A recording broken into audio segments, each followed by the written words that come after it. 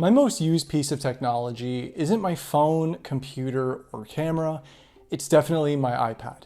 I've gone through my complete iPad mini setup as well as my favorite apps for it. But today in this video, I just wanted to share a few ways that I find my iPad to be the most useful and diverse item that I own when it comes to productivity. It's replaced my need for certain items, but also enhanced my creativity and far exceeded my expectations for productivity. And while I'll obviously be showing my specific uses for this, I'm still confident that at least a couple points here will prove beneficial for most people watching. Because truly, even our phones can do a lot of this stuff. But first, if you're new to my channel, thank you for stopping by.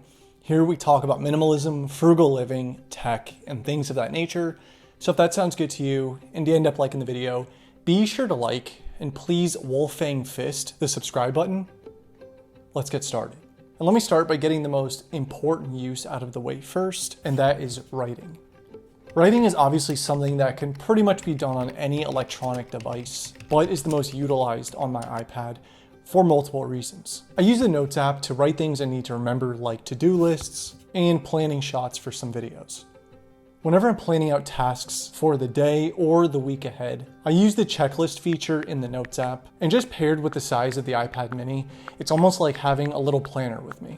It's the most convenient this way because I don't have to have my laptop with me to get writing done. And if I'm somewhere where I would like to be a little bit more mobile, it doesn't really require me to have my backpack because it fits pretty comfortably in my hand. It's been quite a while since I was a student, like several years, but I think having an iPad mini for note-taking would have encouraged me to do it better and maybe even have helped me get better grades, which I definitely could have used help with. Budgeting.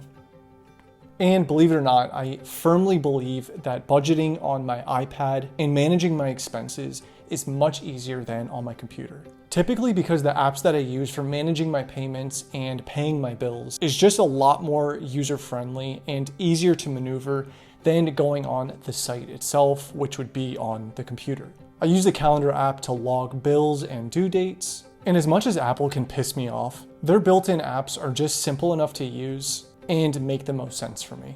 The iPad also has the split view feature that makes it just a little easier to have my calendar in view when I'm putting in a reminder for a bill or logging a day that I know I'll have an expense. I did say in my last finance video that I don't know a whole lot about investing. A few comments did say Vanguard was a good place to start, so I did download the app and thank you for that. While I haven't gotten started with the investing yet, I think having the split view feature with my bank account and the investing account open at the same time will just come in handy, easy to navigate, and all in a device that fits comfortably in my hand. Use as a planner or to keep track. A while back, I talked about how I used a physical planner for remembering due dates, plans, and just keeping track of things that I had to do. However, I stopped using a physical planner since I filled that one up and instead started using my iPad mini to great success.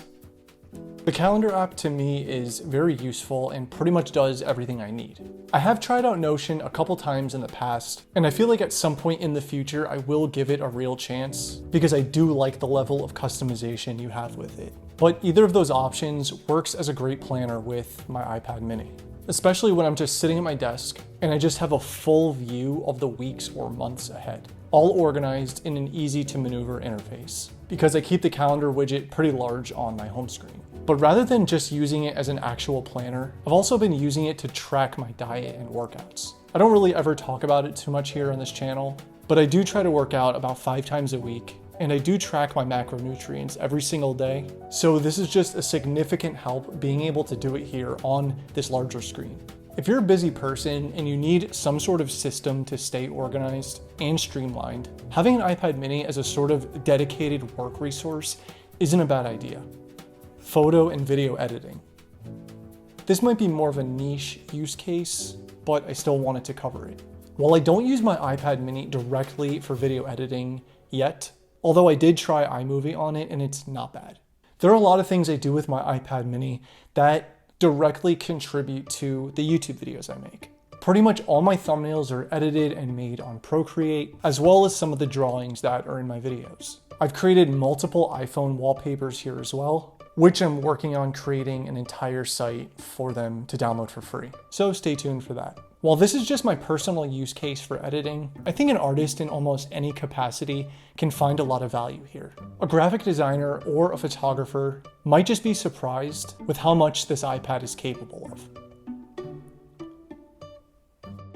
While it's not there quite yet as far as the capability for editing videos, my iPad still complements my workflow quite nicely. Reading. And I'll begin by saying I completely understand why someone would prefer a physical book over an iPad or a Kindle, but I found too many benefits from sticking to reading on an iPad that I just can't ignore.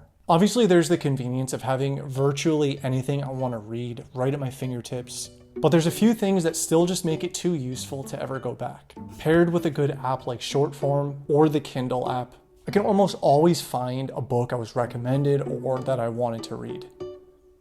In addition to having a library card where I can just go check out books for free, there's a surprising amount of free books on the Kindle app, for example, and the Apple Books app. There's also a bunch of those little features that you don't think are necessary until you try them out, like adjusting the font size, font style, and background color. I can say for myself, I've been just a little bit more keen to reading since doing it on my iPad. There's likely a dozen or so other productive uses that I can go over, but these are like the core important ones that have made the most use for me. Do I need an iPad to be productive? No. Does it make getting some things done easier and just more enjoyable? Yeah. I still wouldn't consider myself a highly productive person, but doing some things on this list have definitely improved that. So I hope it'll help a few of you out there too.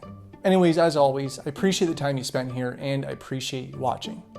If you did like this video and you like this type of content, be sure to like and consider subscribing to my channel, and I'll see you next time.